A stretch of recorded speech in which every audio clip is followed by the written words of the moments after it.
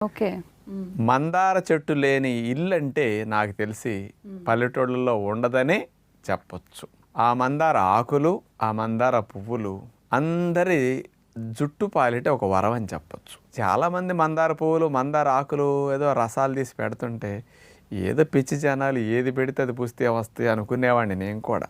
కానీ ఏంటి ఇంతంతమంది మందార మందార మందార ఎవరి నోటిన్నా మందార అంటున్నారని దాన్ని అసలు సైంటిఫిక్ స్టడీస్ ఏమైనా ఉన్నాయా, ఎవరైనా చేశారా అని వెరిఫై చేసాం. ఓకే. 40 పరిశోధనా పత్రాల యొక్క సారాంశాన్ని అమెరికా దేశం వారు 2015 సంవత్సరంలో రట్గర్స్ యూనివర్సిటీ యుఎస్ఏ వారు వాళ్ళు ఇచ్చినవి.